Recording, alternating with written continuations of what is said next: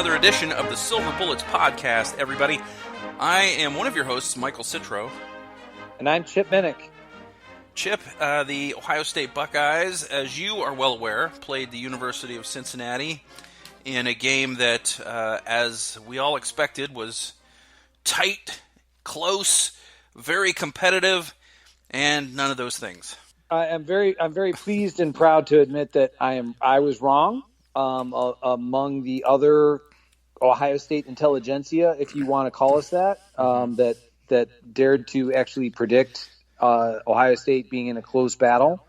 If anything, I'm gonna sit here and say that kind of what I had said last week, that this would be a good litmus test, if you will, or preparation for the Big Ten. That I have a better feel for how Ohio State will do against. I'm not saying comparable teams, because I think Cincinnati would be definitely in that kind of lower tier of the Big Ten. But a lot of the other teams that Ohio State will be facing as it gets closer and closer to Big Ten conference play, including the one that they will be playing this coming Saturday. Yeah, the final score, 42-0 from Ohio Stadium on Saturday, noon kickoff. The game almost started out like the kind of game we expected it to be. We had a 7-0 first quarter, so it was a close score. Ohio State had a punt, and the Bearcats didn't really do much on offense either. So it was kind of, it just kind of looked like a matter of time before one of the teams started figuring out what the other team was doing, and then the game would be on. And in fact, I thought when Justin Fields took it in from 7 yards out with 8:28 to play in the first quarter, I thought this is really where the game starts. Now we have a score on the board, and we're really going to see the game from here on out. And from there on out, it was just Ohio State. It was a couple of drives by Cincinnati, but they ended up in a field goal block, and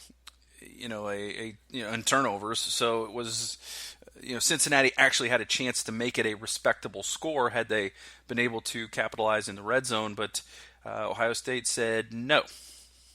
Well, I'm glad you brought up the field goal block, because in my estimation, and again, maybe you have a different opinion, and that's fine, I really thought that was kind of the turning point of the game, in the sense that Ohio State, they were kind of, all right, they were moving the ball, but then they'd have to, give it back, in terms of, punting, and, Chris Olave had that nice, down at the one, and, all those kind of things. They were making it more and more difficult for Cincinnati, and, Cincinnati, as you said, wasn't doing much of anything offensively. And then when they got close to field goal range, the fact that that field goal block took place, I think that just completely took the wind out of their sails, so to speak. So I thought, there was a big I think you would have to agree. I think there's a big psychological difference between being up 7-0 versus 7-3 relatively early in the game. And it just seemed as though that was there were a lot of cracks in the dam, so to speak. And I think that was the one play that kind of made it Ohio State's game from then on out. Yeah, I would say that was a pretty huge play in the game. I know you know this fact, Chip, but I'm going to pass this along to our listeners. Ryan Day teams have never lost when they blocked a kick. I think that's a very, very worthwhile point to bring up. I'm glad you emphasize that for our listeners here. So we found out another thing that Chase Young can do, and that is to block field goals, although he said he never blocked one even in high school, which is hard to believe. As much of a beast as he is, you would think him going up against high school talent, he would be able to just knock 2 or 3 linemen down and block the kick whenever he wanted to. Well, I want to give credit to Tony Gerdeman of the Ozone, who I love the way that he, on his Buckeye Watch column, give credit where it's deserved, because how Chase Young throughout that game, 1.5 sacks, 1.5 tackles for loss. He was just so dominant throughout. But the way that Gerd put it was that, quote, he was getting held like a purse in a bad neighborhood. I think that kind of summarized how dominant he was against the Bearcats. Yeah, he really was. I thought that Chase Young, through 2 games, looks every bit the part of the guy who wants to set the single season sack record for Ohio State, and I think that he's well on his way to doing that. I think that he had a tremendous game. Again, we talked about this. If it wasn't for him tackling his teammates while they tackle the quarterback, he would have probably 4 or 5 sacks instead of just 3 after 2 games. Yes. He, but I mean, he's well on his way. But let's acknowledge the fact that he's certainly showing for all of the future Ohio State opponents for the remainder of the 2019 season how he is such a force to be reckoned with. I'm sure starting with the Hoosiers in Bloomington, we'll get to them eventually. I think Mr. Young is going to be the victim of many a double and potentially triple team blocks for the remainder of the season. That may be okay if what happens on the other side is what happened when Tyreek Smith made an amazing run and play in the game. Because he had a tremendous sack in that game. Yeah, Tyreek Smith, for somebody who we weren't sure exactly how healthy he was, he gave that with that play was a resounding exclamation mark, a point of, yes, I'm ready to go and ready to do some damage. So I think the first quarter, more or less, if you asked Luke Fickell after the first quarter, he would probably say his team's in pretty good shape. They're in the game. They have to get some things going offensively, but Ohio State defensively was doing very well at the line of scrimmage. I think you and I both said last week that a key to the game would be stopping Michael Warren II, and they were able to do that. I mean, he had no room to run. No, this game, for all of the innovation, I don't care if we're talking about Ohio State, Cincinnati, if you're talking about any of the teams that like for example, that want to run like a spread, pro style, whatever it might be. This game, at its fundamentals, is always going to come down to blocking and tackling. And Ohio State had established dominance on both sides of the line of scrimmage, which is why Michael Warren II was finding the sledding a little rough to go. Yes, negative yards rushing in the first quarter for Cincinnati. Ohio State had 70. So, things were kind of going okay for Ohio State, but they definitely needed to start, finishing drives. They had some drives sort of get to about the midfield mark, and then in the second quarter things picked up. I mean, business really picked up in the second quarter for Ohio State, and the Buckeyes were able to score 3 times in the second quarter to take a 28-0 lead into the half. J.K. Dobbins with a 4-yard run, and then the thing that we've been waiting for since 2017, Chip, and that is J.K. Dobbins taking one to the house, 60-yard run.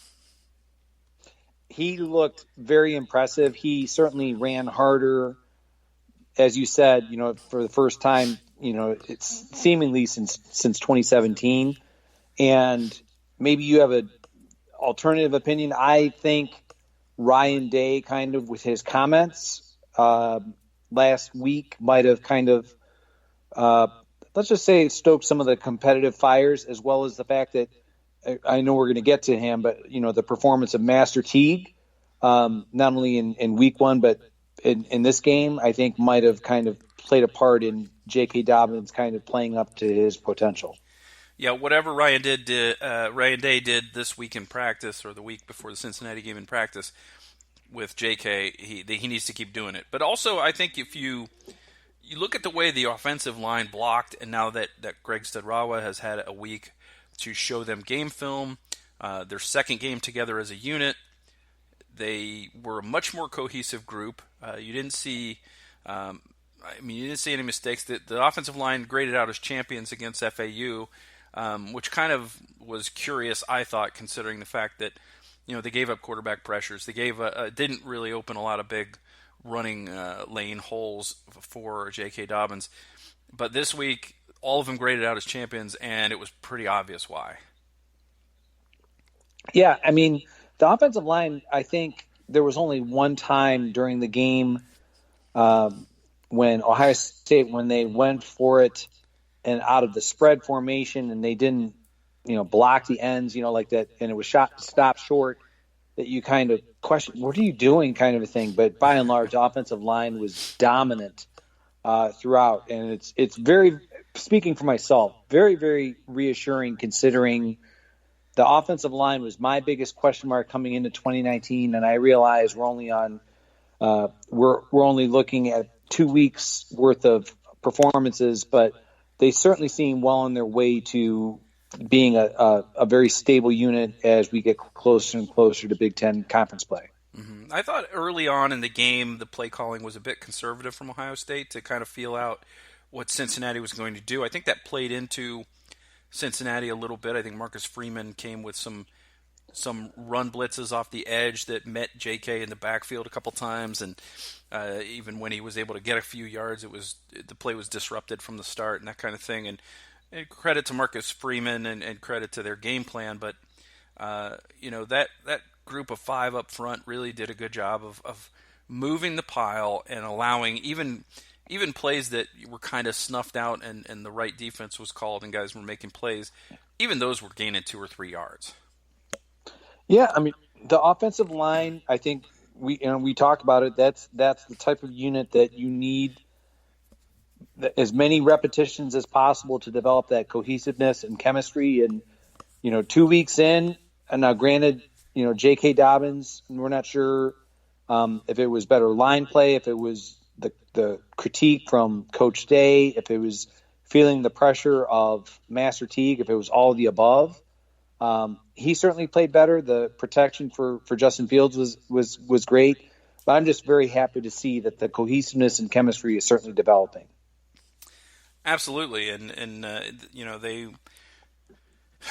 you look at that hole that Dobbins had on the 60-yard run, and that was pretty big. And it was, again, it's not just the offensive line; it's the receivers did a great job once again.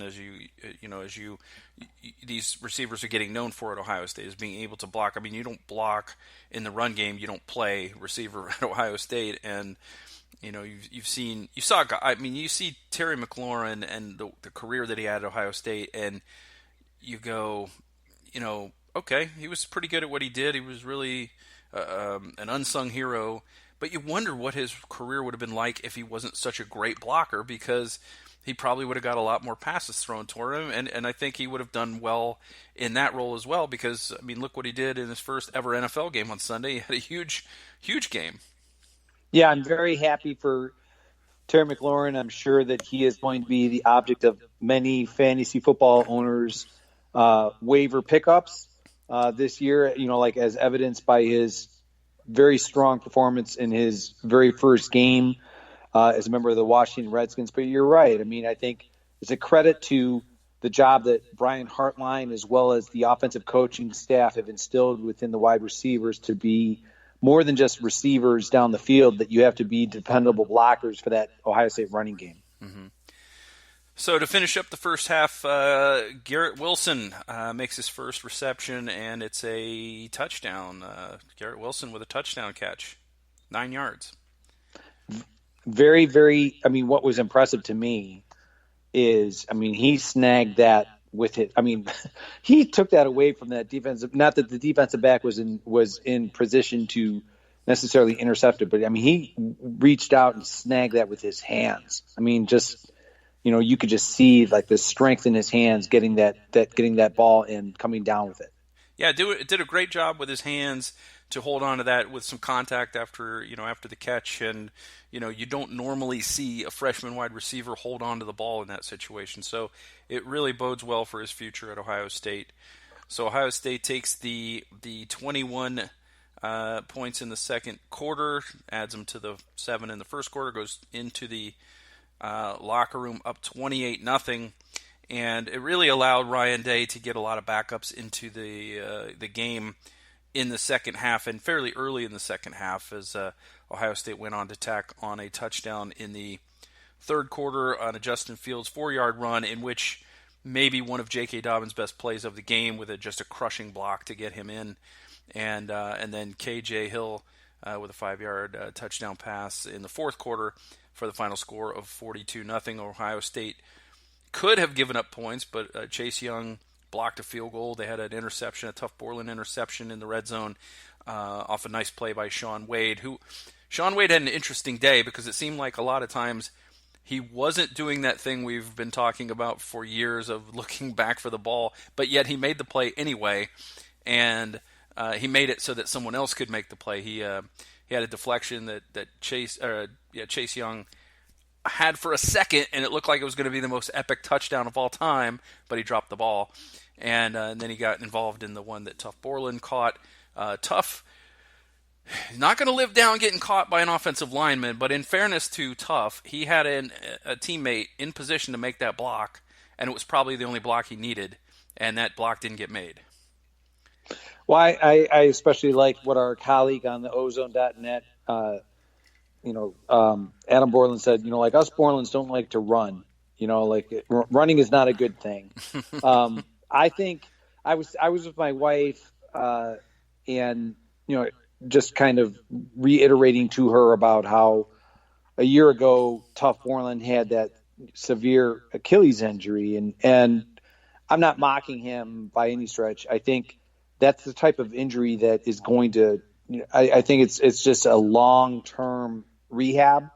And I have no idea in terms of like what kind of foot speed Tough Borland had prior to that injury, but he certainly kind of showed me on that interception. I mean, he's never ever going to be, he's never going to line up confidently against Ted Ginn Jr. like for the fastest man, award at Ohio State. But I mean, he certainly showed his heart and his competitiveness, on that interception return. And Sean Wade certainly, with the play, in terms of the interception that almost was for Chase Young, as well as the interception we were just talking about by Tough Borland, he certainly played spectacularly. Chase Young, a strip sack. He also had a strip sack. Yeah, that's what I mean. I mean, Sean Wade certainly, all the Buckeye leaves that are going to be on his helmet are certainly worthy. Chase Young, I looked at that interception and almost is that, he was already looking for the end zone before he had really secured the ball. So, he gets to live that down and face the ridicule of his teammates and admonishment of his coaches. But, hey, I mean, let's not overlook the fact that it was a spectacular play by Sean Wade. Right. I'm not going to give Tough any grief about getting caught by a lineman. He did have an angle on him, and it's unfortunate that he didn't get that peel back block that he needed, because I think he only needed one or two blocks to take that to the house, even though he's not Paris Campbell. So at least he got the interception, and it was a big play at the time because it again kept Cincinnati from scoring points. So if you would have told me before this game that Ohio State would shut out Cincinnati, I would have been pretty surprised by that. Even though they had a pretty decent defensive outing against FAU, it was a very vanilla outing. You could tell that they weren't really doing all the things they were going to do against Cincinnati. They had some backups in the second half that got pushed around a little bit, so they gave up 21 points to FAU, which looks worse than it is. It's 2 touchdowns, 2 field goals because they got the 2-point conversion. But I wouldn't have believed that this team would have gotten a shutout this early. I didn't think this early in the new defensive regime on the coaching staff that they would have been able to shut out a team of Cincinnati's quality this early. Yeah, and the thing that I guess when I look at Cincinnati, and I'm not mocking or ridiculing Luke Fickell or his team, because I think Cincinnati is going to be fine for the remainder of the season. I really do. I think they're going to play in a bowl game. I'm not sure which one, but I think they're going to play in a bowl game. Is everything that I heard and read online after we did our podcast last week, it sounded to me as though, this is their Super Bowl, and the Cincinnati players were not available to the media, and maybe they put far too much pressure on themselves. I don't know what it is. Again, I'm not Luke Fickell. He could probably best answer that, but I'm pleased with the result. I'm surprised with the result. I'm pleased, getting back to the pleased part, the fact that Ohio State, they're going to be going on the road to a team that is also has some physical tendencies like Cincinnati when they go to Indiana. And then, later on down the season, they're going to be playing against other physical teams like Michigan State and Wisconsin. So this was a nice preview of, I think, some of the opponents that Ohio State's going to be facing. Yeah. So Ohio State 42-0. I think if we look at our predictions, you had 31-21 and I had 34-20. So I think because I picked Ohio State with more points than you and Cincinnati with less points than you, I think I win this week. That's fine. That's completely fine. I did not win even the biggest pessimist of the Ozone staff. That would be to Tom. that distinction. That goes to Tom because since he had the lower score, so that's fine too. I mean, hey, my wife, if she was here in the room, she would probably strenuously dispute this statement from me. But I don't hate to be wrong. It's the kind of thing where it's like, especially when it comes to things where I'm, as I said a moment ago, I'm very pleased with the outcome. I'm surprised with the outcome. I think by and large, even though you win this week in terms of the predictions, I mean, I think you would have to admit, even you thought it was going to be a closer and more tightly challenged game than it eventually turned out to be. Yeah, I admit. I mean, I think it's right there in last week's podcast that I think I said that it would be tight going into the fourth quarter, and then Ohio State would kind of wear them down and pull away a little bit. But I definitely didn't expect a big win of this magnitude. So it'll be interesting to see how Ohio State handles success going on the road this week for Justin Fields' first road game. Although, not a terrible atmosphere for an Ohio State fan. I mean, it'll be Columbus West, as they call it. Yes. Yeah. So. I mean, I'm sure you have heard that old joke is, Indiana, they always, the pictures that they take of, their football program, it's always whenever Ohio State comes to town, because even though it's not, the Hoosiers wear crimson and Ohio State wears scarlet, they know that they've got full stands that are wearing some shade of red. So they, by and large, looks good on the poster. It does. It looks good on the poster. Yeah, exactly. So they send that out to the recruits. Here, Indiana football. Look at us. We fill the house. So, Chip, the Buckeyes had 270 yards rushing, 238 yards passing. Pretty good balance. 508 yards. You can't complain too much about that. Held Cincinnati to 273, and just overall a really good game from Ohio State in most respects. The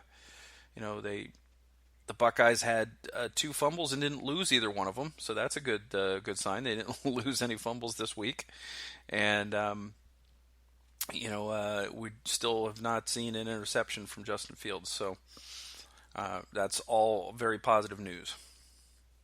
Yes. I mean, Justin Fields, let's just say his maturity is still a work in progress. And that's meant in the most positive sense, is that, we're talking about a guy that, all right, he's played 2 very good games, and I anticipate a third good game this coming Saturday, but he's still a work in progress. I mean, it would be very, very, very premature to say, oh, okay, well, we're out of the woods. I think I feel a lot better about Justin Fields than I did 2 weeks ago. And I think every Ohio State fan certainly has reason to feel that same way. But let's keep sight of the fact that we're talking about a guy who played very sparingly as a true freshman, and he's only played 2 games. And a part of me was kind of, maybe it's just me, but a part of me was kind of getting a little antsy on Saturday against Cincinnati when the score was well in hand,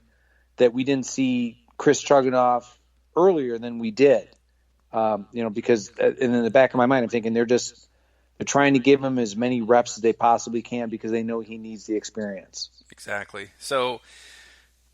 Fields on the day, 20 of 25, 224 yards, 2 touchdowns. He took 1 sack. He had a fumble. He recovered himself. The one play, that really was the only disappointing play that I can really recall was he sat back in the pocket on a max protect, just one or two men out in the routes, and they were covered, and he just held it and held it and held it and held it. And you're like, you can't hold the ball for an hour. You got to do something. You got to either tuck it and run or get outside and throw it away. But other than that, he did a good job of throwing it away, because out of his 5 incompletions, we had another KJ Hill drop this week, which is 2 weeks in a row. His first incomplete pass was a KJ Hill drop. I'm not sure if this is a new tradition or what, but then he had at least 3 throwaways. So, I mean, a very efficient day for him. Are you going to get in on that GERD intervention with KJ Hill? That might be necessary.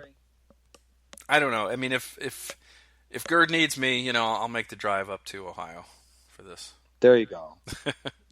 You're a good team player. Chris Chuganoff was 2 for 2. He has not thrown. I don't believe he's thrown an incomplete pass for Ohio State yet. No, he hasn't. But let's be honest. I mean, he hasn't really been pressed. I think that might be. Let's keep the positive vibes going, and let's hope that Chris Chuganoff and or Gunnar Hoke in the coming weeks they get some more opportunities to gain that much needed game experience. Mm-hmm. So Chuganoff 2 for 2, 14 yards, an Ohio State career high for Chris Chuganoff in yardage, 14, after going, I think, -1 or -2 last week. But not too bad. So the rushing numbers, J.K. Dobbins, big game, 17 carries for 141 yards, 2 touchdowns. He had a 60-yarder, 8.3-yard average. That's what you like to see. Master Teague, 11 carries, 61 yards. His name's not Pretty Good Teague. It's Master Teague for a reason, Chip. I also think he has firmly established himself. He is the backup running back. For all of the preseason talk about DeMario McCall, and this is not meant to slander DeMario McCall, I think Master Teague has firmly established himself as the backup, and he is going to see more and more repetition, I think, in the next couple weeks as we get further into conference play. Yeah, Master Teague, DeMario McCall was the backup until Master Teague got healthy, basically. That's the way I see it. Yeah, he does. I mean, when he runs, as Gerd put it, it's almost as though he's looking at the end zone as kind of like like somebody that has done him wrong, and he wants to get there as soon as possible to kind of clean up the situation or rectify it or whatever. Like he looks like, okay, he just runs with intensity every time. I can't speak to how effective he is on obvious passing downs as a receiver out of the backfield, but as a runner, he has certainly been impressive. Well, I think the best example of how physical he is as a runner is that Cincinnati called a run blitz off the edge, and the defensive end met him 3 yards deep in the backfield, and he still gained about 1.5 yards on the play. So he's a beast. He's going to be a good one at Ohio State. Yes, and let's just continue getting him as many repetitions as possible, because we both know that J.K. Dobbins is going to be needed for the stretch run. It really is. He certainly played well against Cincinnati. I just don't want him to be tired out or nicked up by the time the really big games in the conference play start to come into focus. Mm-hmm. Fields carried 9 times for 42 yards, 2 touchdowns. And Steele Chambers got some carries, a couple carries, 2 carries, 16 yards, 8-yard average. Not too bad for Steele Chambers. Still one of the best names on the team. I mean, you got a Master Teague and a Steele Chambers in your backfield. How can you not love that? Yes, and Justin Fields, he can definitely take his sliding technique to Washington, D.C., maybe, to kind of show Dwayne Haskins, this is actually how you slide. He certainly that's the kind of running game from Justin Fields that I have been kind of been anticipating, to be honest, is that Justin Fields knows that he can run, but he also knows that he needs to stay healthy. So that's the kind of rushing game that I would anticipate from Justin Fields going forward. Not only against Indiana, but the remainder of the games on the schedule. Yeah, it's going to be interesting to watch him. I think that he's going to be a guy who he'll try to stay in the pocket as much as he can. He'll try to buy himself time by scrambling and extending the play and that kind of thing. But I think against some of the better defensive teams, like a Michigan State with better pass rushes, I think he's going to make some really big plays when he gets flushed. Sometime this season, he's going to get flushed out of the backfield on a pass play by a strong pass rush, and he's going to make some Sports Center highlight type plays, and that's just the kind of athlete that Justin Fields is. So, he doesn't have to take off now.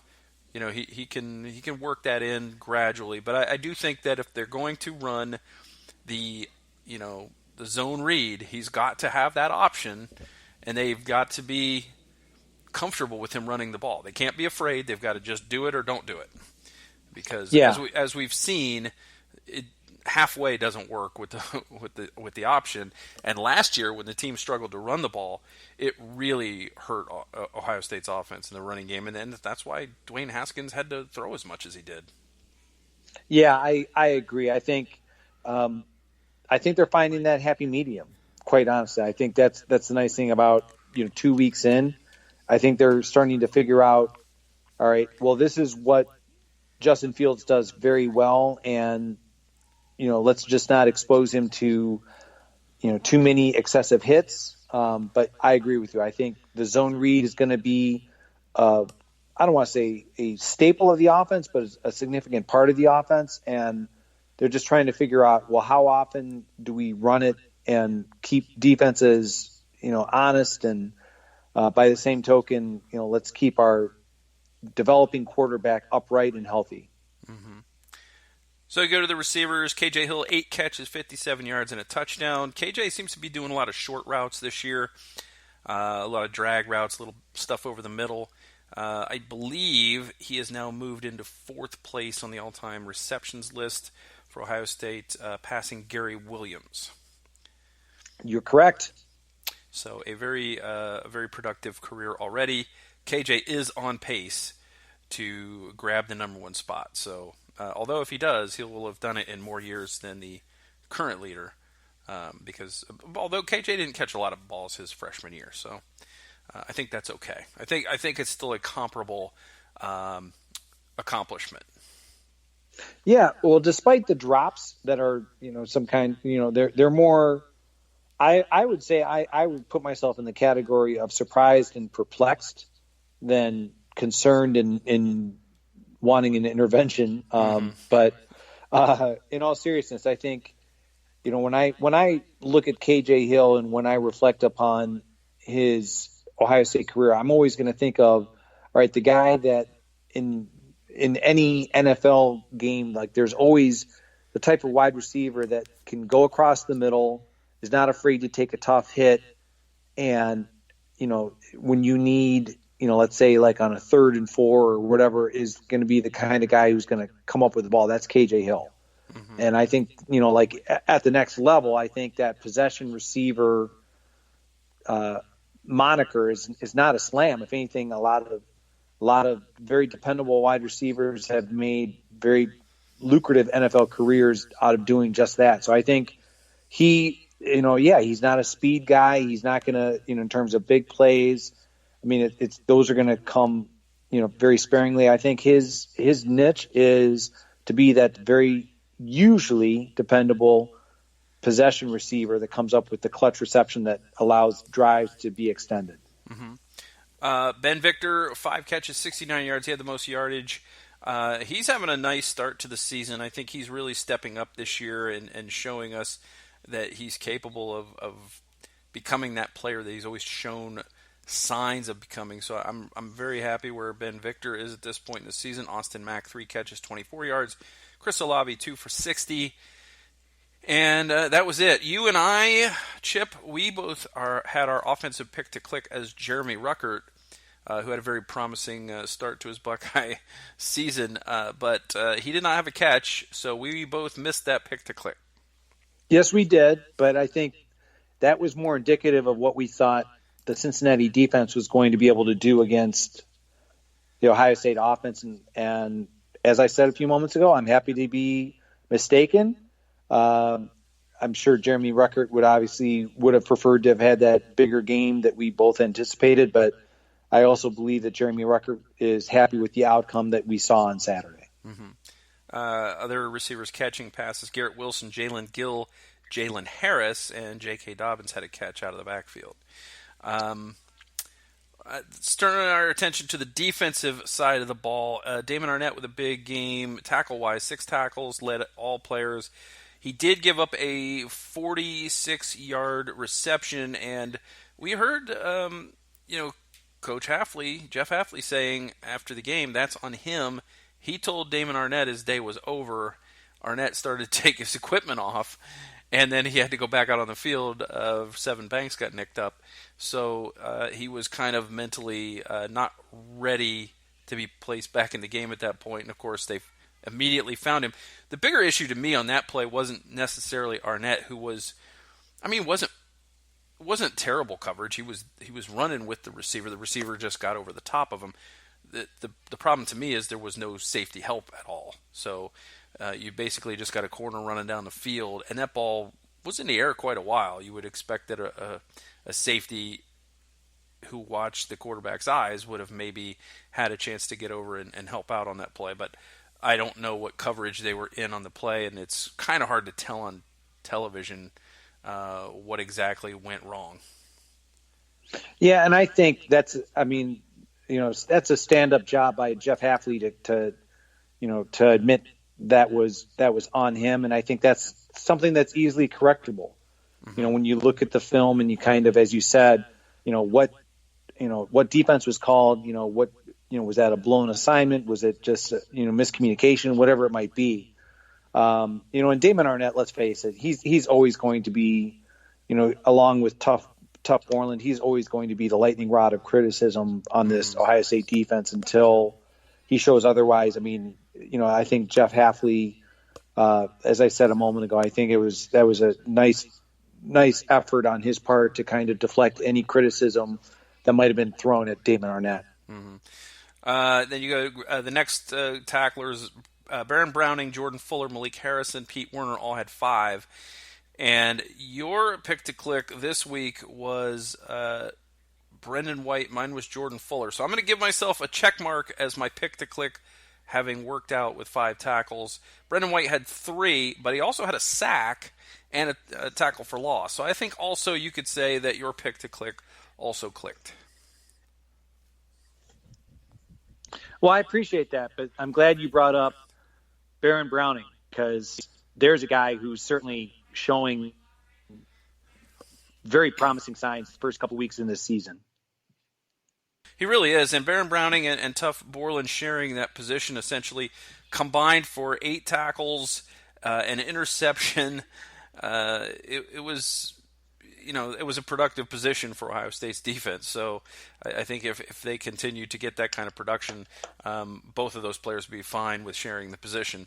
Malik Harrison, for me, is a guy who just keeps doing his job, and he was great on Saturday. A half a sack, 2.5 tackles for loss. He seems to make big plays when it matters. And he's just very, very steady. Chase Young only had 3 tackles, but as you mentioned, being held all day long, still got a sack and a half, blocked a field goal. He's doing his job. Tyreek Smith had a big sack. That was nice to see. Sean Wade really didn't have much in the way of statistics, only 1 tackle, but the 2 pass breakups were very critical. In fact, one turned into a turnover, the other one almost turned into a turnover, and he forced a fumble and he had a sack. So, I mean, Sean Wade, you look at 1 tackle and you go, I only had 1 tackle, but he was extremely active and extremely disruptive for the Buckeye defense.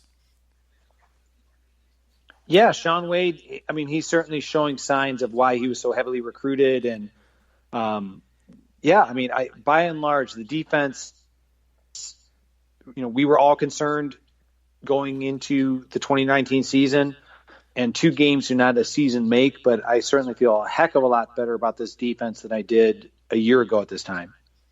I can't disagree with you at all in that one. So, and it's good to see a lot of faces out there. Amir Reep, he had the big fumble recovery in the end zone, I believe, at the end of the game to preserve the shutout.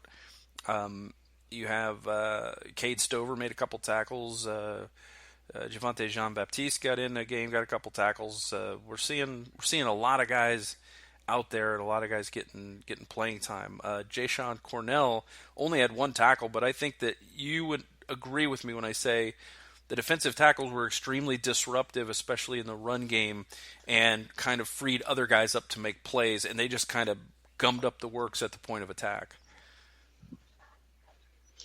Yeah, I think Larry Johnson, he might know a little something about coaching that defensive line. The fact that he moved Jayshon Cornell, 1 week after his best game as a Buckeye in the season opener, back to defensive tackle. I think he envisions him as more of along the lines of, Draymond Jones, like that strong pass rusher that is on the interior of the defensive line. And as you said, maybe the stats don't reflect it, but Jayshon Cornell's influence and play as well as the other interior defensive line was certainly felt throughout that game. Exactly. All right, Chip. Anything else you want to talk about from this game? Anything else that you saw that that interested you or that you think we should discuss? I think you're on to something about Drew Chrisman. Like the Big Ten Special Teams Player of the Week. That maybe this is kind of the undercurrent swelling of support for, maybe a Big Ten Coach of the Year. I don't know. Might be a little too early to say. But, in all seriousness, I think, 42-0, you're really, I can't imagine anyone having anything except, A's across the board in terms of their film evaluation about how everything turned out. So I'll be anxious, to hear what Ryan Day says in terms of his press conference. But yeah, it was a very surprising outcome, very pleasant outcome. Yeah, you mentioned Drew Chrisman, Big Ten Special Teams Player of the Week. I was shocked when I heard he had never won this award. I couldn't believe it. I mean, as good as he's been, this is the first time he's won the award. And that's why I said on Twitter today, I said, well, is this a sign? I mean, if he can finally win this award that he's been worthy of before many times, is this finally the year that an Ohio State coach wins Big Ten Coach of the Year? We can talk a little bit about maybe some other guys who could win that in a little bit. But, yeah, I think that, kudos to Drew Chrisman. He was great. Didn't allow it. I thought he was not very good in the FAU, not the Drew Chrisman we're used to in the FAU game, but in this game, not a single return yard, and he pinged a couple of them very deep. Yeah, well, I think, and I'm drawing a blank as to who won it last year, but I remember I think on the website, we were all collectively incredulous at the fact that Drew Chrisman had a spectacular game punting the ball against Michigan State and did not get Special Teams Player of the Week last year. I mean, it was one of those things where we could not believe that. Okay, right, and another punter, if I recall correctly, another punter won it and didn't even have as good a stats. I mean, I think he had a better yards per kick average, but that was it. Like all the dropped inside the 10 and all that stuff, that was all on Chrisman's side of the ledger, if I recall correctly. Right. So I look at it like Drew Chrisman. I mean, he certainly has shown his worth to the Ohio State program in terms of his very steady play. So, that was the only thing I was going to say is that we didn't touch on is that, he's so dependable and reliable that I think Ohio State fans just kind of they kind of ignore, like the fact that not every team is as blessed as the Buckeyes are with such a solid and dependable punter. Mm-hmm. And it almost been an embarrassment of riches in the punting game for Ohio State for many years. I mean, there have been very few years where you could say Ohio State's punting game was not on point. I agree. I mean, and let's hope that Ryan Day and his coaching staff have the same kind of point of emphasis as Jim Tressel and Urban Meyer have done previously. Punting is winning, Chip, as you know. Yes. Drew Chrisman was also the player of the game on special teams for Ohio State's coaching staff. Chase Young was defensive player of the game, and J.K. Dobbins was offensive player of the game. No surprise, really, with any of those three decisions for Ohio State. And, they named their champions. We talked about the offensive line. The entire offensive line were graded out champions. Justin Fields graded out a champion. Austin Mack, Chris Olave. It was a good. I believe Dobbins was as well, since he was player of the game, and I think Luke Farrell and KJ Hill also graded out as champions. Davon Hamilton, Malik Harrison, Jordan Fuller, Jeffrey Okudah, Tyreek Smith, Tuff Borland, Baron Browning, Brendan White, Sean Wade, and Damon Arnett. So there you go. Our picks to click were graded out as champions. There you go. Except on the what offensive can you say? side. They must have listened to the podcast. Yeah. Exactly. Unfortunately, we totally whiffed on Jeremy Ruckert. I prefer to think of it this way, though, Chip.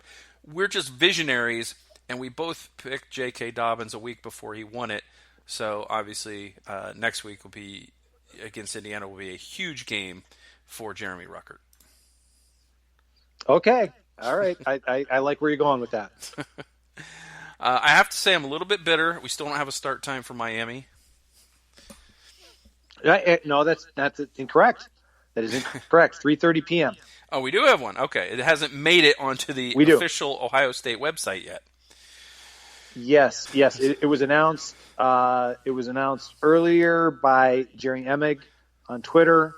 3:30 p.m. on the Big Ten Network for those of you who are planning on watching it from home. For those of you who are planning on coming to watch what probably will be a brutal slaughtering of a MAC team. But yeah, 3:30 kickoff. All right. So Jerry, please pass that along to the digital team, as I am currently looking at the Ohio State official website, and it still says TBA. Okay. Hopefully by the time this podcast drops, he will have already corrected that. I know he will. Jerry's very good at his job. Yes, he is. All right. So that will. I think we put a bow on our coverage of Cincinnati. I think I felt a little bad for a few minutes for Luke Fickell and Marcus Freeman, and especially Marcus Freeman's dad, who looked very uncomfortable wearing Indiana gear in his normal season ticket location. Well, let's be honest. I think both Luke Fickell and Marcus Freeman. I mean, everything that they've given to the Ohio State program as players, that hasn't been forgotten. And I just think everything that was kind of building up to that game, everything I said a few moments ago, that maybe Luke Fickell put a lot more pressure on that team than they probably should have, for all of the talk about, I don't want this to be the focus, not having his players talk to the media. I think just made it seem more of a focus. You know what I mean? Like it just, yeah. I'm not second guessing. It sounds like I am, but I think Cincinnati should be very, very pleased that they have Luke Fickell at the helm.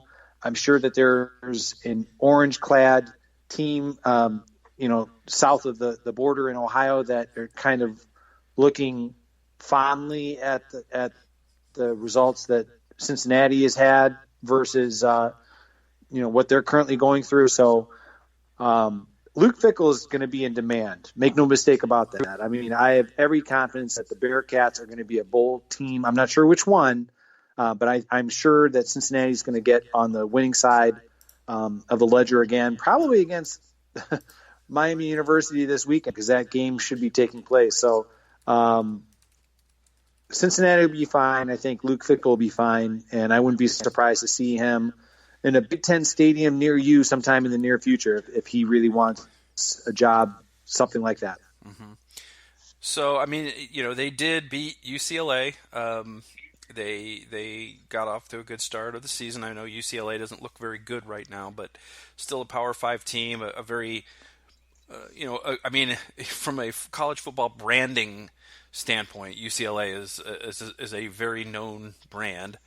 But now what you've got is Cincinnati has actually Ohio State's opponent in 2 weeks. Cincinnati has coming up on Saturday. They will host Miami of Ohio, and then they go to Marshall. Then they have the big game as far as their conference is concerned. They have UCF coming to Nippert Stadium on October 4th. That's a night game. You know that the students are going to be jacked up for that. Then they go to Houston. They have Tulsa at home, at East Carolina, UConn at home, at South Florida, Temple at home, and at Memphis. The schedule's not too bad. I think that this is going to be a bowl team. You're absolutely correct.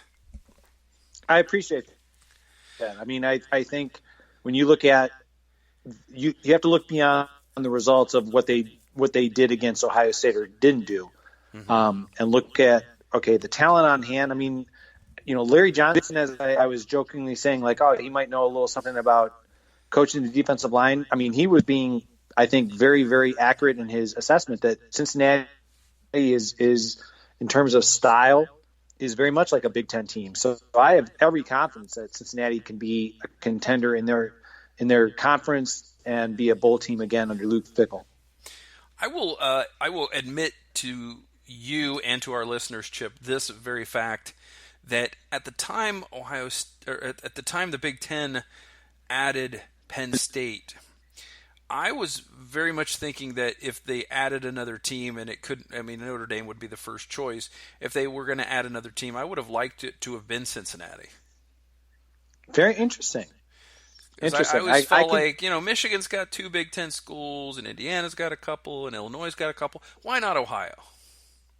Okay. That's what I was thinking. I could see that. Yeah. I mean, I guess I'm always and I know that you don't pay for stuff behind a firewall and all that kind of good stuff. Stuart Mandel had an excellent article on The Athletic, and I'm going to get all the teams wrong, but basically, he foresees the idea of eventually like a 32 team, kind of a league where, like breaking away from the NCAA and, kind of the idea of like a lot of Midwest teams. And, it would be Ohio State and the Michigan and Michigan States and Penn State and Notre Dame and Iowa and, all those kind of things. I'm thinking, God almighty, I can't even imagine how phenomenal those games would be. But yeah, I could see Cincinnati being the kind of team that would certainly garner some legitimate interest. I think the Big 12 made a huge mistake a few years ago when they bypassed Cincinnati. When they took West Virginia and they didn't take Cincinnati, that would have made for a natural rivalry. Geographically for those teams. Or the same thing, like the fact that you have, like in the ACC, you have Pitt, but you don't have Cincinnati. So, yeah, I think Cincinnati is very, very fortunate to have Luke Fickell because I think he has them well positioned to do well in their conference. Yeah, speaking of Pitt's Pat Narduzzi not letting his players speak this week. And again, I think it goes back to what you were talking about. If you don't treat it like it's another game, then it does become something different in the minds of the players. I think when you take away the normalcy, it may create some sort of nervousness or different type of emphasis, and it's disruptive, I think. But I'm not going to second guess Luke Fickell's decision. He had reasons for doing what he did, and maybe he would do it differently next time. But I do think that if you change things up, to what the normal situation is, I think you might be courting disaster. Yeah, I think getting directing our attention briefly to the Pitt-Penn State game, I'm happy that they're playing because you and I are both old enough to remember back when Pitt and Penn State, when that was a regular game, when they were both independents. And, I remember distinctly watching, Dan Marino play against Todd Blackledge and Kurt Warner, that kind of, I remember those games, and they were, hard fought, well played.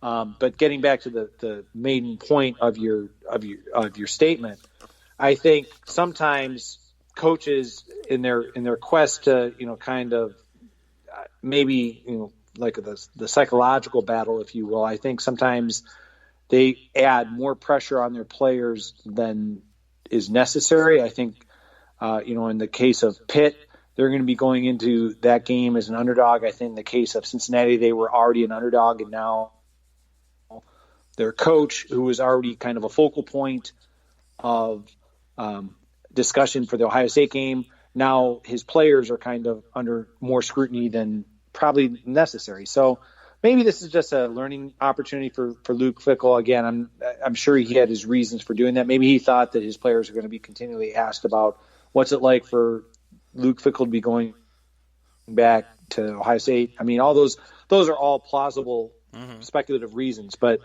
yeah, I think Cincinnati they're going to do fine for the rest of the season. And I, as I said a moment ago, it would not be surprising based on Luke Fickell and his coaching trajectory that he is certainly going to be on the message boards and rumor mill of coaches getting bigger and better opportunities than Cincinnati after this season.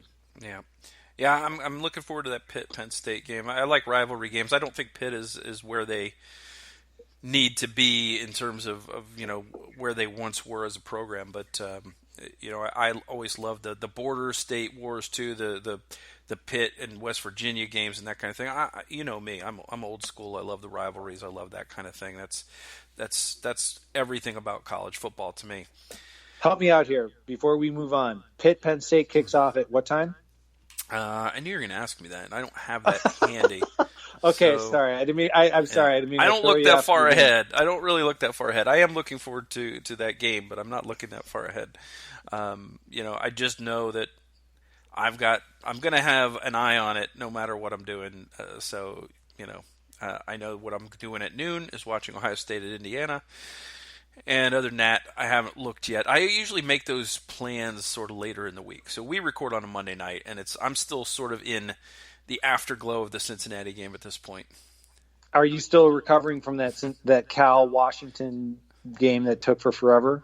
Because I know how you stay up to watch Hawaii and all that stuff. I'm already trying to get my sleep back, kind of a thing. But you're the night owl of this podcast tandem. Yeah, I didn't see that one. I actually had to go cover a soccer game for my other website that I write for, and by the time I got home, I saw some of the USC. I was watching USC Stanford, and that kind of got out of hand.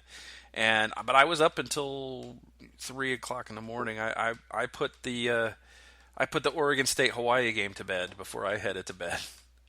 Oh gosh, for 3 a.m. Man. Yep. I've heard there's a 3 a.m, but it's been a long time since I've seen it. So that's kind of how I feel about 6 a.m. Yeah, see, that's where I kind of, while my sons run cross country, not that I had to wake up at 6, but I was up, not too early. I woke up on my own. I woke up at 8 just to, get, did a lot of the errands that were necessary before my wife and I drove out to Tiffin, Ohio. From where we live is about an hour and a half. So we found a very wonderful, very accommodating, very friendly Ohio State-oriented bar called the Viaduct. If anyone is ever in Tiffin, Ohio, which is a blooming metropolis, kind of in the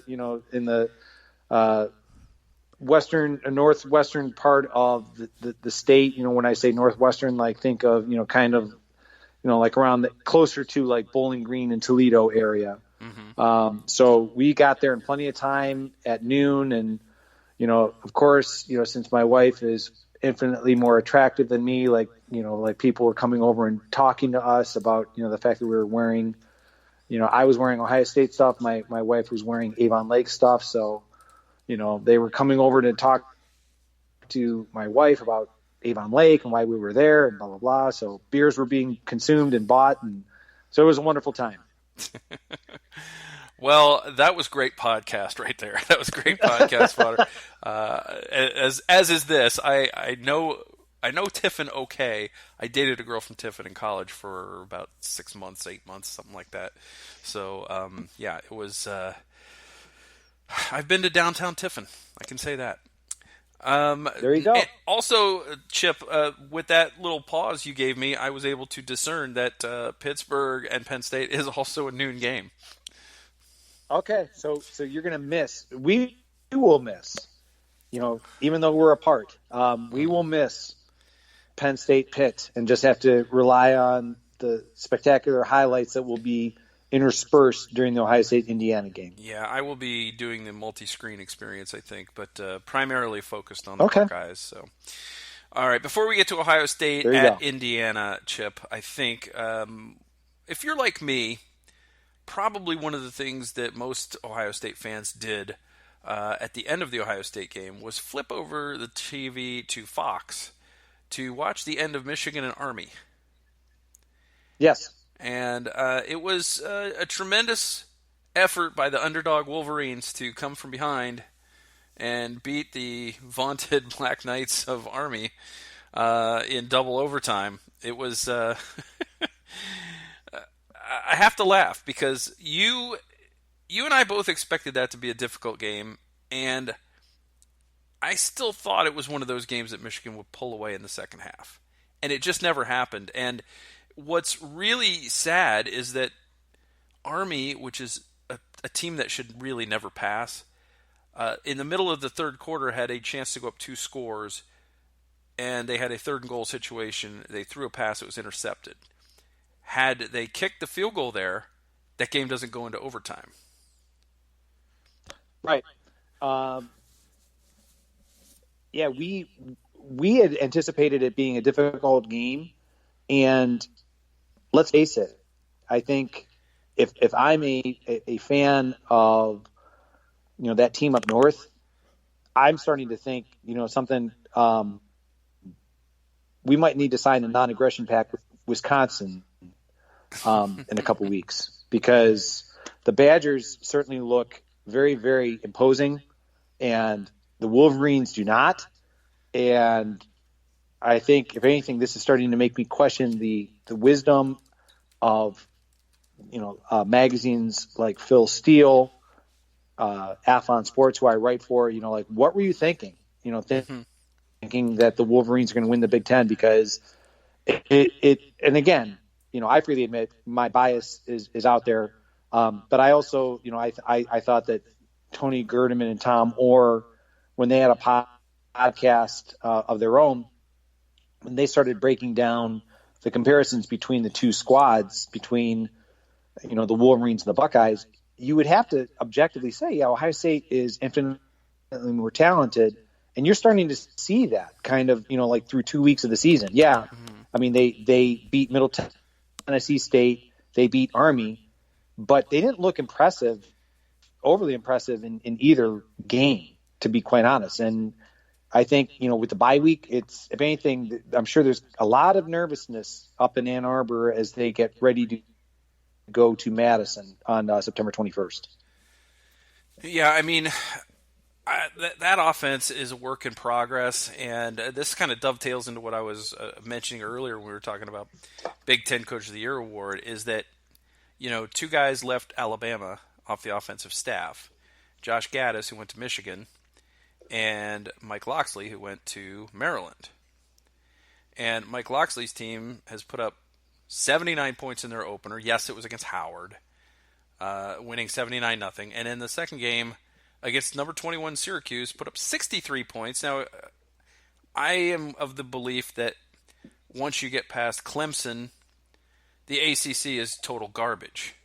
But that's still very impressive to put 63 points up on Syracuse in a 63-20 win. Yeah, well, let's get back to what you just said about Syracuse. Is that you're talking about a team that at the time was ranked. You said 21st, right? They were Yeah. 21st in the country. And I may be mistaken, but I seem to recall Syracuse. I think they won 10 games last year for the first time in many years, many seasons. Syracuse beat Clemson 2 years ago. They came within, you know, they came within maybe like a questionable series or two last year of pulling the upset down in Clemson. So, Hmm. not that anyone anticipated Syracuse doing that again, but there was a reason why in the preseason, when the networks were able to choose the games, why they had Clemson and Syracuse as a night game. Like they thought, okay, this might be a game. So getting back to I think the crux of your point, Maryland, they came within a point of upsetting Ohio State. The talent's there. It's just that maybe they didn't have the right coach. So, and again, we're only 2 games into the season, and we don't really know, how good is Howard, how good is Syracuse. But Maryland certainly is showing that they're going to be a tougher out in the Big Ten East than a lot of teams anticipated. Yeah, which the delightful thing for me is that Maryland, and that Maryland Michigan game on November 2nd is going to be a fun game to watch. I think you've Oh got yeah, Gaddis yeah. I against Loxley, and they've been kind of sniping at each other in the press over who did what for that Alabama offense. well, what is it?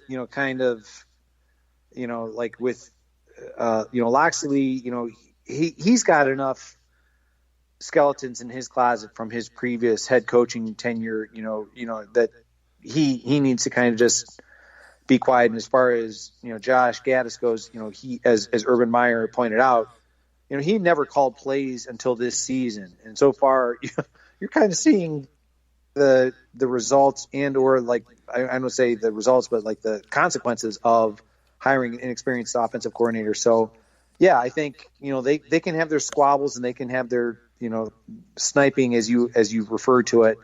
But I think you're certainly onto something. As we sit here in week 2, it's going to be interesting to see how both teams are doing as they get into the Big Ten stretch run, especially that first weekend in November. Mm-hmm. Well, it's going to be fun because that Maryland game is at Maryland for Michigan, and it comes between Notre Dame and Michigan State. And I'm telling you right now, if I'm the Wolverines, I'm hoping that they learn something about ball security and maybe offensive consistency or something between now and the 21st. I mean, I don't want to sound like an alarmist here, but before they get too worried about how they do against Notre Dame, Michigan State, and Maryland, Tony, Wisconsin looks fearsome. They look very good. They do. They're defensively, they look very sound. I wasn't that impressed with what had been going on at Wisconsin, but they look like they have turned a little bit of a corner.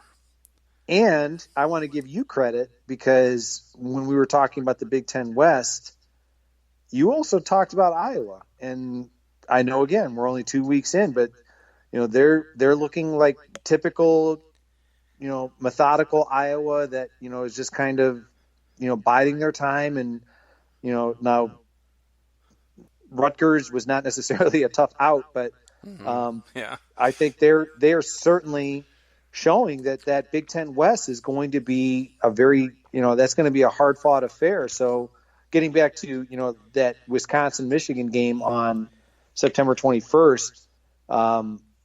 I think Ohio State fans might be going into that game against Miami University with a bigger smile on their face, not just because of the pregame tailgating. I think the Badgers are going to have something to say about like making the Buckeye fans have a little more spring in their step. Yeah, we'll see how that plays out. It's really dangerous to draw too many conclusions from the first 2 weeks, as we've seen in the past. I mean, Mark D'Antonio has made it a masterclass in struggling for 2 or 3 weeks out of the gate and then having a really, really strong team.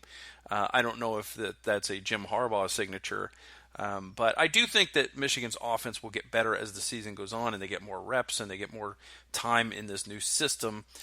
But there are going to be some bumps along the way if they play offense like that again. And what really kind of surprised me is that this is a team that kind of hangs its hat on defense first, and they gave up 21 to Middle Tennessee, and they gave up 21 to Army. Yes, Army needed one overtime period to get that third touchdown, but you're talking about an Army team that also had a first and goal situation where they didn't get any points, and they also had, I'm sure, probably several fewer possessions than Middle Tennessee had. Yes, and let's face it, I mean, for all of the hype around the Wolverines, I think everyone was ignoring the fact that their biggest losses were along the defensive side of the ball. Right, when they lost Devin Bush and Rashawn yeah. Geyer. Yeah. So I think, the idea, okay, well, they've got a lot of talent in the wings. Well, I'm not saying that these guys aren't talented. I'm just saying so far the evidence and the results on the field aren't really showing that. Mm-hmm. So, it was a fun game to watch. It was too bad that the kid, the freshman kicker for the Army, missed a 50-yard field goal on the final play of regulation, it would have been, just for the lols, it would have been really great to have seen Army pull off the upset. But Michigan survives and they advance to get a week off. Maybe they'll fix some things before they go to Madison because they will need to. The way that the Badgers look. But the other thing, too, about this game is it's going to give us some kind of an early barometer of how good the Western teams are, I think. Oh, I absolutely. I mean, we haven't really talked about it before, but I really don't get bent out of shape about rankings and, did you see that we were, that we were dropped or what? Because it's so early in the season, but I think by that time now you're talking week 4, right? I think you've seen you've kind of not necessarily have a firm handling of where things are, but I think you have a pretty good idea in terms of all right, which teams are pretty good and which teams are a work in progress and which teams are lousy and so on and so forth. But to your point about the Big Ten West. Minnesota's been living on borrowed time, right? Like they, their first 2 weeks. And as I said, I give compliments to you about, predicting Iowa would be well. And Northwestern is, we're not sure really where they are. And Wisconsin so far looks very dominant. And Nebraska has been disappointing. So I think by, in 2 weeks, we'll certainly have a much better understanding as to where the Big Ten West is in comparison to where we are 2 weeks, like right now. Mm-hmm. Minnesota's 2-0. They've struggled to get those 2 wins, but they, all that really matters is they got them, and they needed 2 overtimes to get their second win at Fresno State. The Terrapins, just get back to them to put that thing to rest. It's hard to know how good the teams they played are. Let me see them do this against, in 2 weeks or when they play Penn State. They actually have a bye week after the 14th, but they go to Temple this week. Maryland does, and then they will host Penn State. Now, if they can put up, 50 plus points on Penn State's defense, then you've got my attention. And Penn State did not look overly impressive in the first half against Buffalo. And I want to give credit to Buffalo because that's a program, there's another underrated coach. I can't remember how to pronounce his last name, but, Lance Leipold or Leipold. He has Buffalo, for a MAC program. They're competitive. But he had them, he had Buffalo ahead of Penn State at night in Beaver Stadium. Now, granted, the Penn State was able to capitalize on turnover, and that's where we talk about like the dam bursting. That basically happened in that game. Mm-hmm. But to your point about Penn State going to Maryland for a night game. And if Maryland is undefeated, 3-0, and they've got Penn State coming in, let's just see, as you said, that's a good barometer test. Yep. That should be a fun game to watch as well. The Pittsburgh game will be fun. Penn State, they ended up winning by 32 points. So they were fine in the end. Some teams do that. You've seen teams struggle with competition for a bit and then get it rolling. And again, the first couple of weeks, that's when you're still working out the kinks and seeing what you've got. So I think that Penn State will probably be okay. I still think that they're maybe the second best team in the Eastern Division, but I will also point to the fact that the team that I said I thought was going to be good, but I wasn't sure I was completely sold on them yet because I think that they're building their program, is Nebraska, which lost. Yes, Nebraska has not looked. I mean, the fact that they're 1-1, they didn't look impressive in week 1, and then they lost after they had the lead against Colorado, and granted it was on the road. Nebraska, maybe and along a lot of other people, maybe we were premature in our belief that Nebraska was ready to win the West. I think offensively that they have certainly shown that they can score, but defensively they still need a lot of work. Yeah, the thing about the first week they played South Alabama at home in week 1. They won 35-21.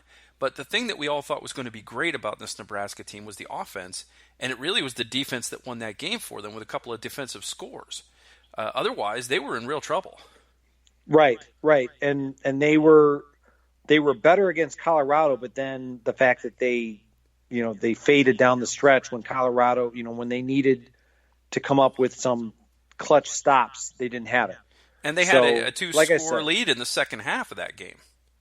Right. I thought it was wasn't it 17 points or something? I mean, I wasn't watching it, but it's the kind of thing where when you think about Nebraska, I mean, yeah, I think Scott Frost certainly has that program pointed in the right direction, but it certainly might be a case of, maybe you took the cake out of the oven a little too soon. You know what I mean? It's just, it's not really cake. It's not really baked yet. And, let's just, let's put it back in, they might need another full year of development with the coaching staff and another full season of, or complement, I should say, of recruits to truly be a factor in that Big Ten West. Again, week 2, don't want to make premature judgments, but so far Nebraska has been probably the most disappointing team of the Big Ten West, I would say, so far in this early season. I think that's pretty easily the case. Yeah, you're right. Nebraska had a 17-0 lead at halftime in that game, and then they had a 24-14 lead in the fourth quarter with 14 minutes to play, and they ended up, there was some swapping of some scores, and Colorado tied it with 46 seconds to play, and then it went into overtime, and then they won it on a field goal. So that's when I found out Nebraska has a really rather large place kicker, and he did not connect on his kick. So so Colorado, and that's one of those games that I love because it's a rivalry game. You don't hear about it as much anymore, but Nebraska Colorado used to be a very, very big rivalry. In November. Remember how it used to be in November? I could still vividly recall Colorado and Nebraska, playing, and back in the day when they had Darian Hagan at quarterback and running down the field, and Colorado, since they won the Big 8, as it was referred to back then. The fans, of course, throwing oranges onto the field, that kind of thing. So, yeah, I certainly remember that being a big rivalry game. Absolutely. And because a lot of people remember Nebraska-Oklahoma, that one got all the headlines. But Nebraska-Colorado was just as fierce of a rivalry at times as that Nebraska-Oklahoma rivalry. So Oh it'll yeah. be interesting to see how Nebraska, how Scott Frost kind of circles the wagons and gets his team going, because sometimes it's hard to take much away from a rivalry game loss because it was on the road, and again, a lot of times you could throw out the records when you're talking about rivalries, and so what does the real Nebraska look like? South Alabama, I think, is a pretty decent team. But I still think that if Nebraska had to rely on defensive touchdowns to win that game, that probably doesn't speak well of Scott Frost's team being where he wants it to be at this point in his tenure. And with all of the, I mean, I've heard many Ohio State fans say that's probably the game they'll lose this year is the trip to Lincoln, and it could be, but so far the early returns look a lot better for Ryan Day's Buckeyes than they do for Scott Frost's Cornhuskers. I completely agree. I mean, and I was one of those people that predicted a loss in Lincoln, but right now I feel like I'm going to be, if the trend continues, I'm going to be certainly changing my prediction. Mm-hmm. Speaking of predictions, Chip, it's time to talk about the Indiana Hoosiers and the Ohio State trip to Bloomington for the first road game of the season. This one's a noon kickoff for Fox, so it's actually an 11 a.m. kickoff for Indiana. Is that correct? I think so. The Indiana is one of those, and this is going to sound like I'm mocking them, but there are certain states that, in terms of that, follow, in terms of like what they're, like they're, are they on Eastern? Are they on Central? Like, I mean, like, and certain parts of Indiana are and are not. So, I mean, I'm not really sure, in terms of how that all, like geographically, how that all spells out. So it very well could be an 11 a.m. kickoff for the fans in Bloomington. Yeah. All right. So it's a noon kickoff for us. That's all really that we're concerned with. And yeah. The Buckeyes will go in there, and they're, I believe, 2 touchdown favorites.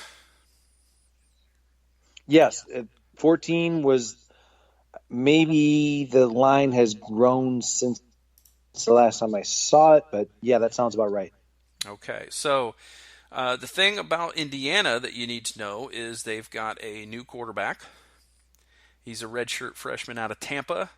And I don't know how to pronounce his last name, and they don't have a pronunciation guide on his page on the Indiana website, so I'm not sure that I could say it, but it's Michael.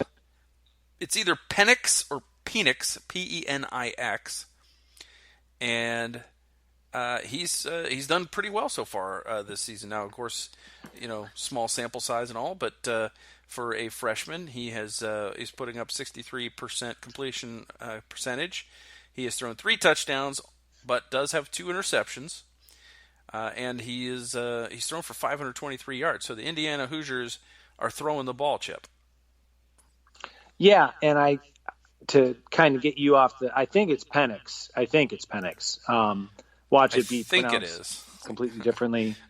So, like if on Fox, if they pronounce it differently, you can blame us, but by and large, yeah, I think I give credit to Tom Allen. I remember seeing him at the Big Ten media days, and he said that the quarterback position was going to be a competition, and I naturally presumed it was going to be Peyton Ramsey was going to be the starter because Peyton Ramsey had been the starter, but for him to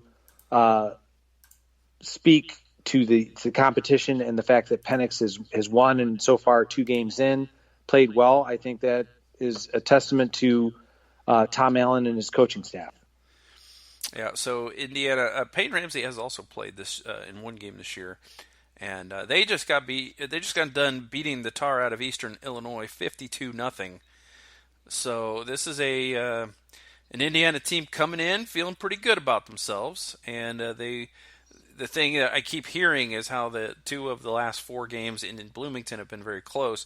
I checked the record books, and it seems that the Buckeyes have not allowed the Hoosiers to get within 3 touchdowns at the end of the game for 3 straight meetings. So it seems like the Indiana is going to give Ohio State a very tough game thing. It could happen, but maybe people are remembering those close games, which are a little further back than I think people are correctly remembering. I agree with you. I think Tom Allen is a good coach. I don't want to. I don't want to kind of go into Lou Holtz, poor mouthing the competition mode here. But I think Tom Allen does the best he can with. Let's face it. I mean, Indiana is not a talent-rich state for football. I think the recruiting has certainly been solid under his direction. I still find it surprising that Indiana, that they fired Kevin Wilson. You would have thought that they had learned their lesson after they, made the ill-fated mistake of pushing up Bill Mallory over 20-some years ago. When you have a winning or a guy that can put together competitive teams, you hold on to him. But getting back to Tom Allen, he was at that Big Ten Media Day saying how these have been the best recruiting classes in the history of the program. However, I think the talent differential between Indiana and Ohio State is very vast. I mean, I think, we were talking and giving praise to Terry McLaurin earlier. He's the kind of guy that, Indiana, they kind of have reconciled themselves to the fact that their best players are going to go to Ohio State or, possibly to Notre Dame or elsewhere. Like they're, even Purdue, they're able to snag higher profile recruits than the Hoosiers. So I think these guys, I think Indiana, I think they're going to be a scrappy bunch, but I think this one's going to be over. I'm going to say certainly by the beginning of the third quarter. Yeah, I'm really interested to see how Justin Fields, how the new offensive line, I want to see how it all comes together on the road. It's not going to be as hostile as as going to the Big House or going to Happy Valley and that kind of thing, or even really going to Illinois, over for a night game. But I think that this is the fact that it's a noon game, I think is good for Ohio State. I think it'll keep the crowd a little bit more subdued. I expect it to be a very heavy Ohio State contingent there to sort of balance things out. But I'm really not sure what to expect from Indiana. This is a team that coming in has played 2 games. They didn't look overly impressive against Ball State, winning 34-24. And I'm not sure Eastern Illinois has a pulse. That was a 52-0 game. So it's a team that really hasn't shown what it has yet. Unless, I think I could probably glean more from the Ball State win than the Eastern Illinois win. That's probably what I'm saying. I think that's a very fair assessment. As I said, like we said this, we talked about it briefly in our preseason prediction podcast, about the Big Ten East. Mm-hmm. Indiana, they're in a tough spot being in the Big Ten East. I mean, let's face it. We were talking earlier about, Ohio State and Michigan State and Penn State and all these, and Maryland's improving. All right, there you go. It's like that's who you get to play against, let alone, you also have crossover games in the Big Ten West, as well as a rivalry game that always finishes up the season against Purdue. So Indiana always has tough sledding. I mean, it's not going to be the kind of program that is going to be north of that 6-win minimum for bowl eligibility on any given year. I mean, it really depends on how well they not only do non-conference, which so far they're off to a great start, how well they do in their crossover games in the Big Ten West, and if they can steal a game or two from within the Big Ten East. So, yeah, I think Indiana, that Ball State game is a lot more indicative of the kind of season they're going to have versus what they did against Eastern Illinois last weekend. Mm-hmm. So with Ohio State, they're going to need to worry about Michael Penix as both a runner and a passer. He's running for 40 yards a game. in addition to having been a pretty prolific passer through 2 games, but consider the competition somewhat. Stevie Scott III, a sophomore, is their top running back. He's only averaging 54.5 yards a game. He does have 3 touchdowns. His average yards per carry is only 3.5. So that tells me that this is a team that struggles to run the ball between the tackles, and they need to resort to, quarterback runs and maybe some zone reads and that kind of thing to move the ball. I think you're right. I think they're trying to manufacture as much offense as possible. I think deep down inside, I think Tom Allen, I mean, he's a longtime defensive coach. I think he is the kind of guy that is going to always, his offenses are going to be reflective of his mindset of, being physical and playing, fundamentally strong. But, I mean, they just don't have the athletes that can, break this game wide open, that, Ohio State the Ohio State defenders really have to be overly concerned with. As Indiana usually seems to do, they've found some good receivers. They've got Ohio State will have to worry about the tight end again. Peyton Hendershot has caught 9 balls for 121 yards in 2 games, so he's averaging 60 yards a game receiving, and he's their 3rd leading receiver from a yardage per game, but 2nd in receptions, so they like to get the ball to him. Whop Philyor is a junior wide receiver, 10 catches, 141 yards, so 70.5 yards a game.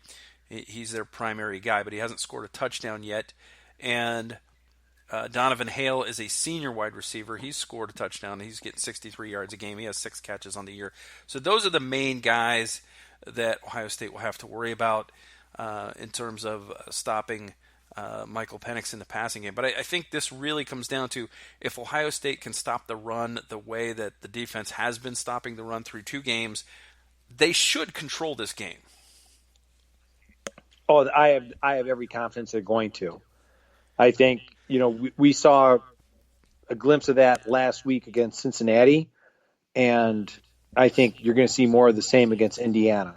You're talking about, let's face it, Cincinnati, they had, some talented players. I think Indiana, I mean, they're pretty comparable in terms of, I think that would be a decent game, as we were talking earlier in the podcast, Cincinnati being a Big Ten team, like Cincinnati and Indiana, I think the skill level is comparable. Mm-hmm. So I wouldn't be surprised, if that was a close game. So that's why I think the results are going to be comparable to what we saw last week against Cincinnati.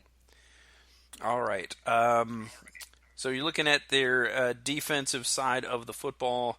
And, I'm not sure that I see anything that's totally scary.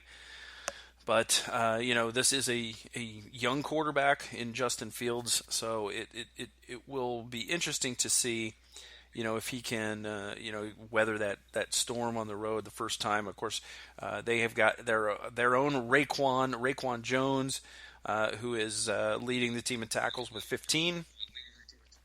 And also, he's a senior linebacker. You're going to have to look at, some of the defensive backs also have been showing strong in the tackle department. Devon Matthews, a sophomore, and Marcelino Ball, a junior. They are also in double digits in tackles this year. So those are the guys you're going to have to look for on the Indiana defense. But I'm not that concerned with their defense. I think if Ohio State offensively, if the offensive line can do what it did against Cincinnati, and I don't have any reason to believe that it can't do what it did against Cincinnati against Indiana's defense, it should be fine. Yeah, and I like the way you said, if Justin Fields can weather the storm, and this is going to sound very condescending, and I don't mean it to be, but the joke kind of, that Indiana and Bloomington for this game, it kind of turns into Columbus West.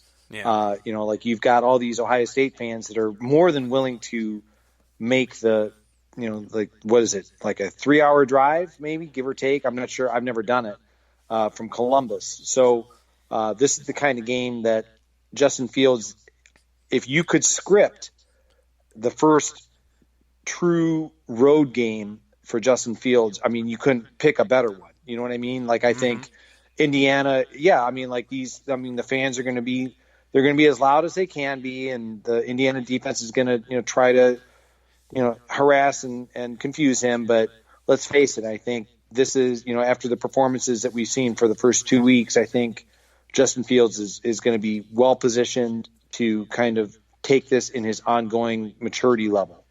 Yeah, it really is just, to me, when I said that weather the storm, it was really less to do with Indiana's crowd as it was to do with Justin Fields' own emotional state. Can he get the butterflies out? Can he settle into the game early? Sure. And I think that Ryan Day has done a really masterful job through 2 weeks of getting Justin Fields into the game early with some easy throws and a run here or there, and making him comfortable from the get-go. So I anticipate that will continue.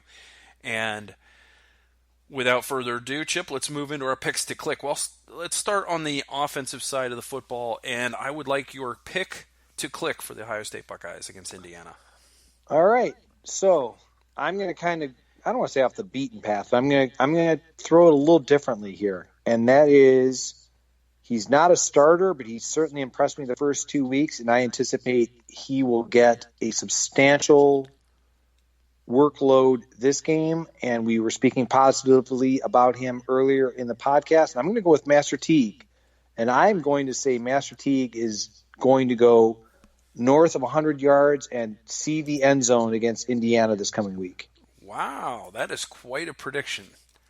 I like it. I like it. I'm not sure if that's going to happen, but I do like it. So Master Teague is on the board as your pick to click against Indiana. I am going to go with a guy who's been a little quiet through the first couple weeks. I think this is a game where I expect an emergence of sorts from Chris Olave. I think he's been okay. But I think he's due for a big game. He hasn't really had a big game this year, and he's poised. And I think he's the kind of athlete that I think can give you a huge performance. So I'm just going with a gut feeling here that maybe he's due to have a big game. So I'm going to go with Chris Olave on the offensive side of the ball. So since you picked first on the offense, I will pick first on the defense. And I know partly we've both, neither one of us has picked, Justin Fields yet, and maybe that's a little bit of an obvious pick. But I'm going to go with the obvious pick on the defensive side of the ball, and I'm going to say Chase Young is due for a monster game. Not that he hasn't been playing very well, but I think he's due for one of those dominating games where even if he's being held, he still gets away and gets the sacks and gets the tackles for loss. I think a big game for Chase Young is overdue. I like it. I'm going to go again. I don't think this is off the beaten path based on his performances in the first 2 games. I'm going to go with Baron Browning. I think Baron Browning has shown, I don't want to call it an aggressiveness, because I just think he is truly, Gerd and Tom have written about this and have spoken about it on their podcasts and in articles. I think for the first time, Baron Browning is finally comfortable at Ohio State in terms of playing, and he's just playing. He's not overthinking. He's not just over analyzing. I think he's just reacting and showing why he was considered one of the top 10 players in the country when he came out of high school. So I'm going to go with Baron Browning, I think, is my defensive guy. Okay. I think that's a good pick, and I like the way he's playing. I think that, you see an athlete the way that Baron Browning is an athlete, and how physically gifted he is, and you think, all right, I'm going to ask him to just go get the ball carrier or go do simple things and not have to diagnose 15 things that Greg Schiano was having him do last year. And it's made a world of difference. And it's not just Baron Browning. I mean, you can see it in Tuff Borland. You can see it in Pete Werner.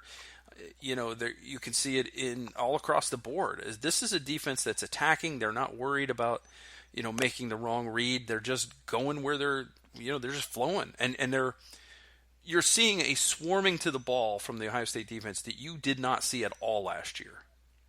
No, not at all. And you could almost make the argument for the last couple of years when you want to be. I mean, if you really want to scrutinize it. So yeah, I agree. There's At least 2 years, the last 2 years, 2018, 2017, I do not think that this was a, meet me at the ball type of defense. It was individual guys. It was a Bosa making a play, or somebody like that, or a Raekwon McMillan, going back a year or two. But I think it was that. I don't think it was a swarm to the ball defense, but I do think that it has been so far this year, and hopefully that will continue. So with that said, Chip, what is your score prediction for Ohio State at Indiana? All right. So that 14-point spread, I mean, we kind of, I think we kind of both agree that Indiana is kind of in the same talent level as Cincinnati. I'm not going to be so bold as to predict another shutout, as much as I would welcome it.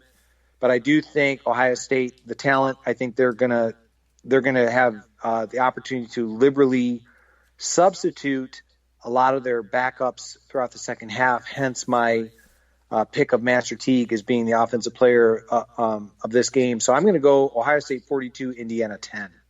Okay, that's good. I'm going to say you said 42-10, so I got to get it in the spreadsheet here.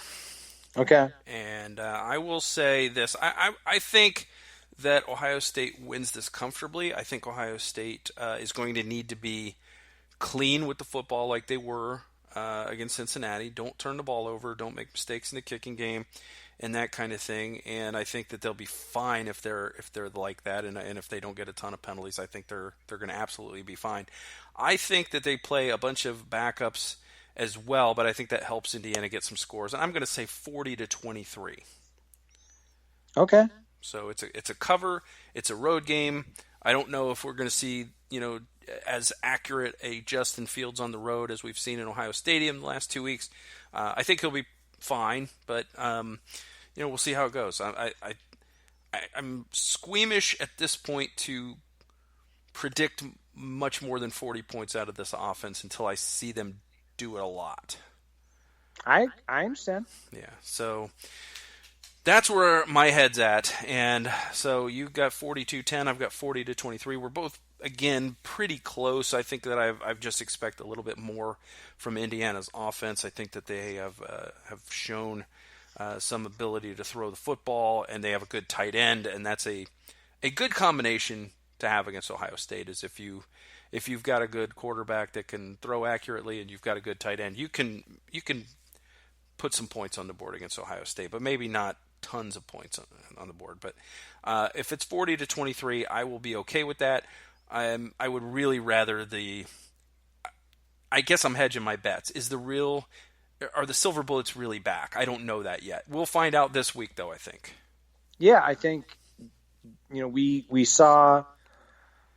looked at Cincinnati as kind of a preview of the Big Ten. We're actually going to get a taste of the Big Ten. Now, granted, one of the lower teams in the Big Ten in terms of overall skill and bowl game possibilities, but still, I mean, a team that throughout the years has been able to make Ohio State work for those wins. So yeah, I think Ohio State, if they come out and put another 40 points, regardless of whether it's 42 or 40, and hold them to the score ranges that you and I are both predicting, I think we're going to feel better and better as the conference play continues to grow.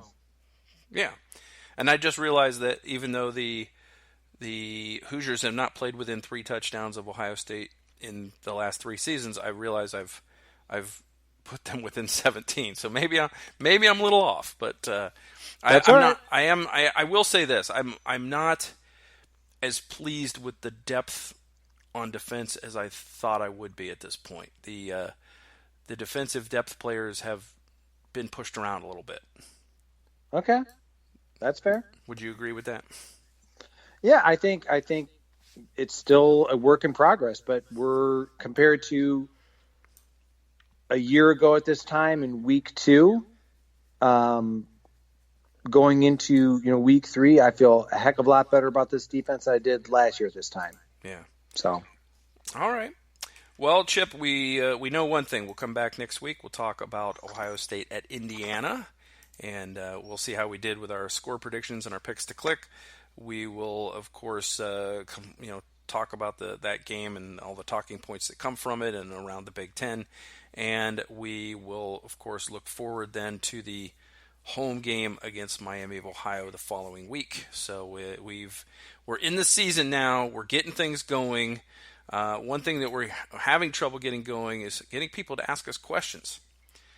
I know. I was going to say, don't be shy. So if you would like to ask us questions, you can do that on Twitter. That's the best way to do it because we don't have like a dedicated email box for the show. But you can hit us up on Twitter. Chip, you are at Chip Minnick. Yes. And that Minnich. Yep, there you go. Minnich. So chip, like a potato chip, CHIP, and then Minnich. So at Chip Minnick, you can hit me up at Mike36fan. So just picture yourself as a Chris Spielman fan, know that he wore 36 at Ohio State, and then think that my name's Mike. So Mike36fan is my Twitter handle. You can hit us up with the hashtag SBP Mailbag. And if you do that, we will answer your questions on the air. We will remove your black stripe, as it were. Yes. And you will become full members of the Silver Bullets podcast family. Looking forward to it. All right. Chip, where else can folks find you and your writing on the internet? Well, you can find me on the Hayes and Cannon section of the ozone.net on Friday mornings on the 3 things to watch for, regardless of whether the opponent is Indiana or whoever, as well as I'm a contributor to Athlon Sports. All right. You can, of course, find me at the ozone.net in the Hayes and Cannon section. And you'll know me because my columns are the grumpy old Buckeye, and I basically just grumble about things that bothered me during the game, even in 42-0 wins. I even find some legitimate ones. I even find things to gripe about when the team wins 42-0 against a team we assume is going to go to a bowl game at the end of the year. So that will do it for this edition of the Silver Bullets podcast. On behalf of Chip Minnick, well, I shouldn't say on behalf of you because you're going to say it yourself too. We're signing off. Go Bucks. Go Bucks.